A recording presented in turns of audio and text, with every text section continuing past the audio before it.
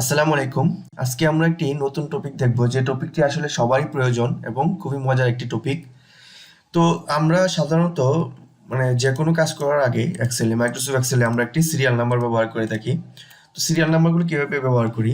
প্রথম লিখি A1, তারপরে 2, তারপরে আমরা কি করি, এটাকে টেনে এরকম ব্যবহার করি। তো আজকে আমরা একটু অ্যাডভান্স লেভেল সিরিয়াল নাম্বার শিখবো, যে অ্যাডভান্স লেভেল সিরিয়াল নাম্বারটা দিয়ে আপনি যেটা করতে পারবেন, যদি আপনি এখানে ডাটা ফিল্টার করেন,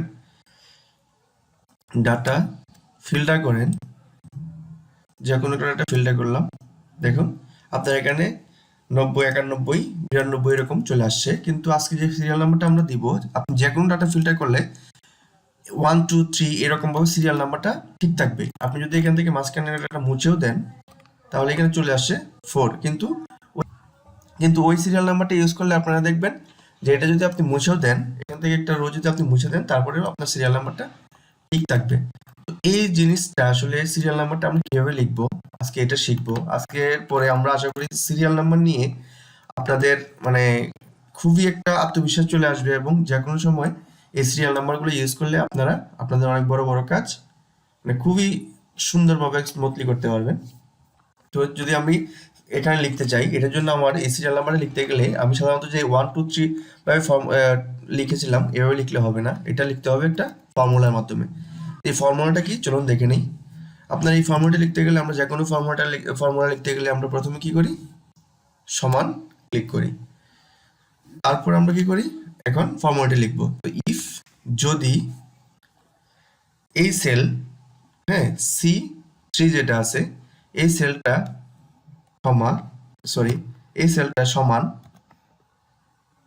ফাঁকা হয়। তো ফাঁকা যদি আমরা কিভাবে ক্লিক করি, এক্সেল এ যদি আমরা ফাঁকা কল করতে যাই, তাহলে ফাঁকা কল করতে গেলে আমরা দুইটা ইনভার্টেড কমা দিই। তো আমরা ফাঁকা হয় কমা দিলাম, তাহলে ফাঁকাই হবে।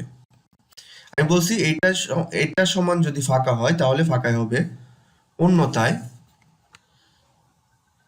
সাব টোটালকে আমরা কল করব। এখানে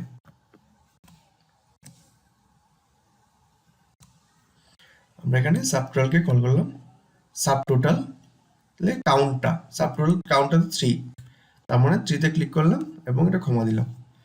তারপর যেটা করতে হবে, এইখানে আবার ক্লিক করতে হবে এই সেলেই, C3 তে ক্লিক করব এবং শিফট দিয়ে আমরা একটা কোলন দেব। শিফট কোলন দিলে আপনি দেখবেন যে আবার কোলন সে নিয়ে নিয়েছে। এবার আপনি প্রথম যে সিটা ছিল এটাকে আপনি লক করে নিন, একটা $সাইন দিলাম, লক হয়ে গেল। লক করার পরে আমি প্রথমে সাবটোটাল যে ফর্মুলাটি আছে এটাকে ব্র্যাকেট ক্লোজ করব, তারপরে ইফের যে ফর্মুলাটি আছে আইটা ব্র্যাকেট ক্লোজ করব।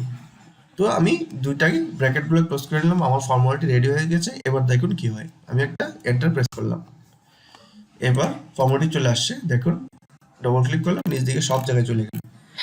এখন সবচেয়ে মজার বিষয়, আপনি যখন এই ফর্মুলাটি লিখবেন তাহলে কি হবে, আপনি যদি এখান থেকে কোনো রো ডিলিট করে দেন, দেখুন এর পরবর্তী সিরিয়ালটা অটোমেটিক চলে আসছে। তার মানে আপনার সিরিয়াল নাম্বারটা ম্যানুয়ালির মতো ঠিক করতে হবে না। আপনি যদি আবার একটা ডিলিট করে দেন, দেখুন সিরিয়াল নাম্বারটা চলে আসছে।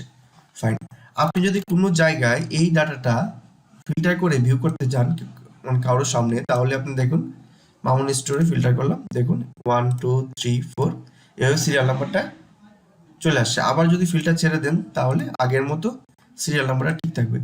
তো আসলে এই সিরিয়াল নাম্বারটা অনেকটা অ্যাডভান্স।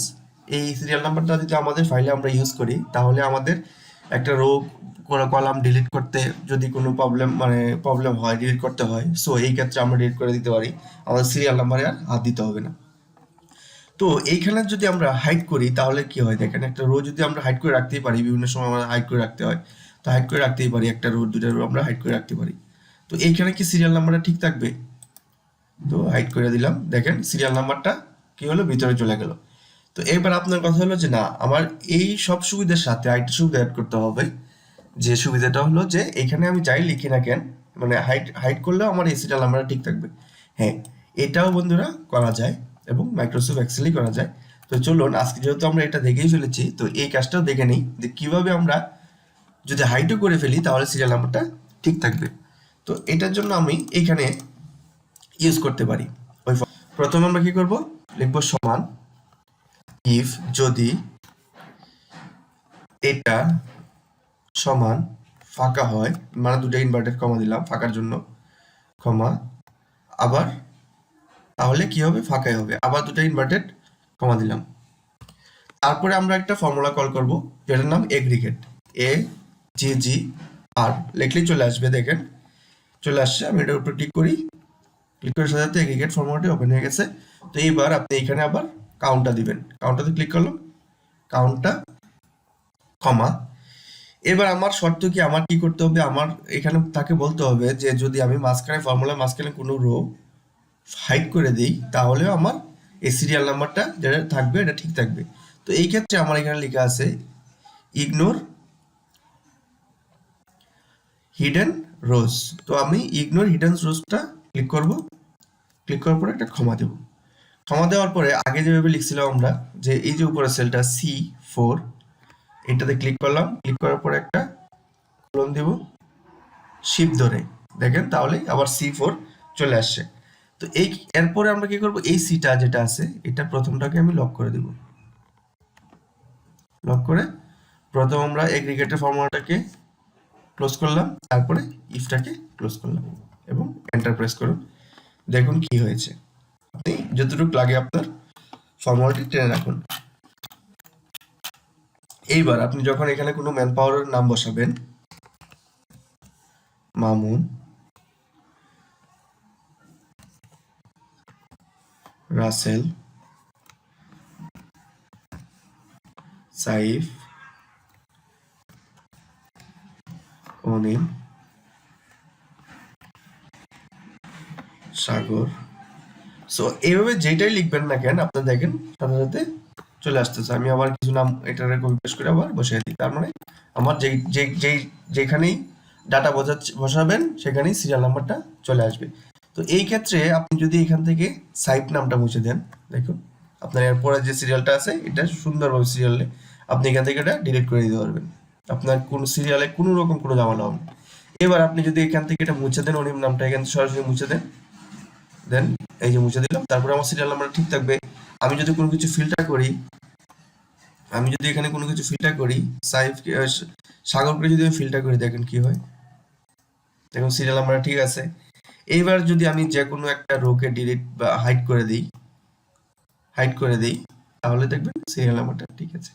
তো আশা করি আজকের যে ভিডিওটা আপনারা দেখলেন খুবই ইম্পর্টেন্ট এবং আপনারা ভিডিওটা দেখে অনেক আত্মতৃপ্তি পেয়েছেন। আপনারা বাসায় এগুলো ট্রাই করবেন, বাসায় ট্রাই করলে আপনারা খুব সহজে এগুলো শিখে যাবেন আর আপনাদের দৈনন্দিন কাজে এই ফর্মুলাগুলো ব্যবহার করতে পারবেন, আপনাদের কাজের গতি আরো বৃদ্ধি পাবে। থ্যাংক ইউ সবাইকে, ধন্যবাদ।